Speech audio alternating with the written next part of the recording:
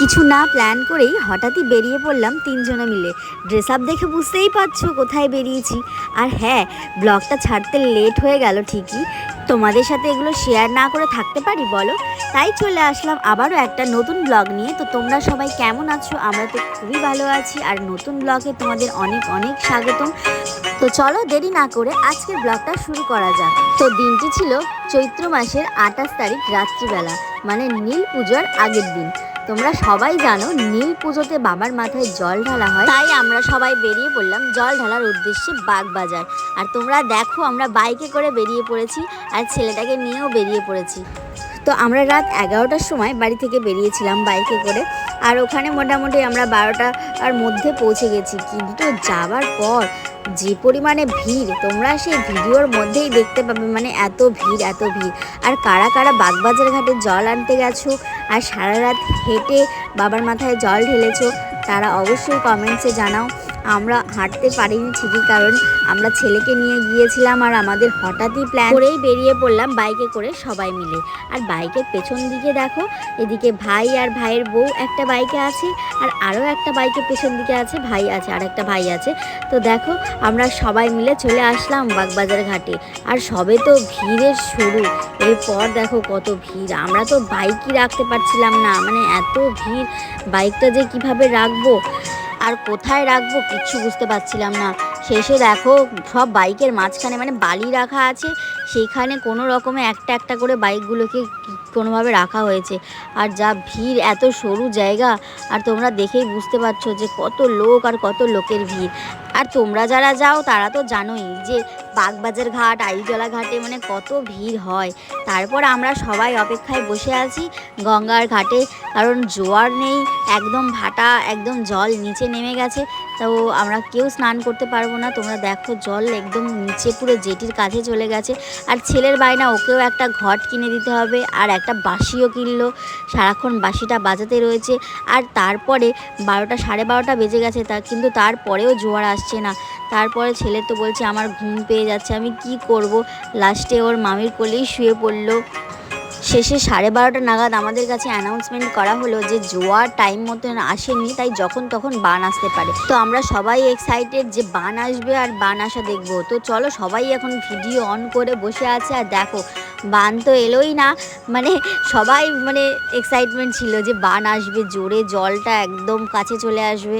তো দেখো দেখো তোমরা দেখলেই বুঝতে পারবে যে আস্তে আস্তে আস্তে আস্তে জলটা বাড়ছে। আর সামনে এই সিঁড়ির মধ্যে কত কাদা। তো আস্তে আস্তে যখন জলটা বাড়লো, তো সবাই আস্তে আস্তে স্নান করতে নামলো।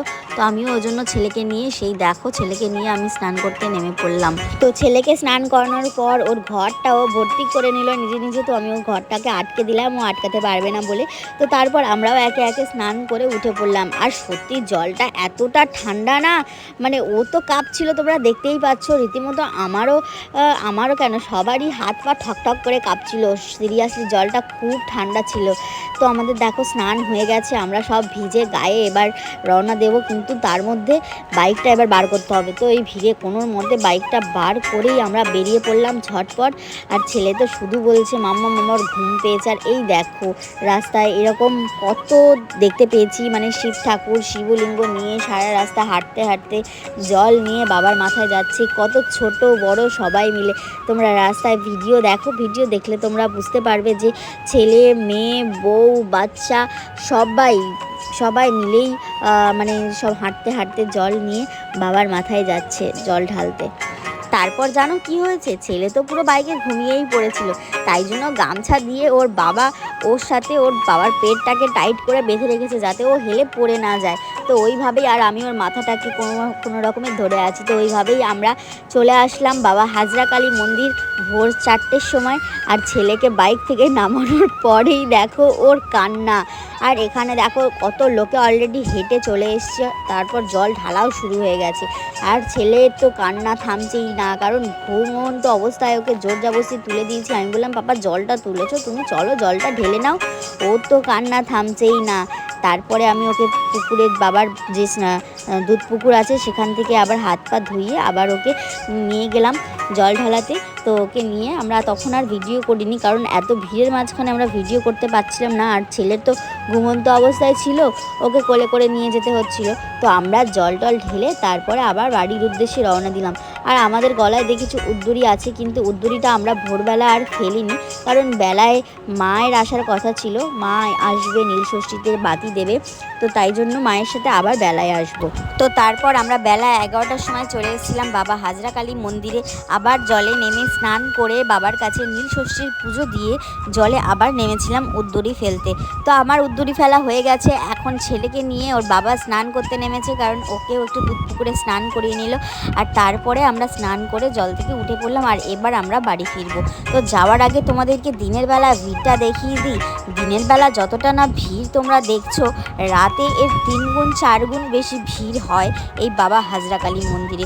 বহু পুরনো এই মন্দির, আর এই মন্দিরেই কত দূর দূরান্ত থেকে বাবার মাথায় জল ঢালতে আসে। আর এদিকে দেখো সবাই জল ঢেলে এখানে সবাই নীলষষ্ঠীর অঞ্জলি দিচ্ছে, পুজো দিচ্ছে, আর চারিদিকে লোকে লোকারণ্য পুরো। তো আজকের ভিডিও এখানেই শেষ করলাম। ভিডিওটা কেমন হয়েছে অবশ্যই কমেন্টসে জানাও, আর কারা কারা এরকম বাবার মাথায় জল ঢেলেছো নীলষষ্ঠীর দিন তোমরাও কিন্তু অবশ্যই কমেন্টসে জানাও, আর কারা কোথা থেকে এই ভিডিওটা দেখছো সেটাও আমাদেরকে কমেন্টসে জানাও। তো আজকের ভিডিও যদি তোমাদের ভালো লেগে থাকে অবশ্যই লাইক কমেন্ট শেয়ার করে দিও। আবারও তোমাদের সাথে দেখা হবে, কথা হবে, অনেক গল্প হবে নেক্সট অন্য কোনো ভিডিওতে। তো সবাই ভালো থাকো, সুস্থ থাকো, হাসি খুশি বাঁচতে থাকো, আর আমাদের ভিডিও দেখতে থাকো। তো চলো সবাইকে বলি বাই বাই।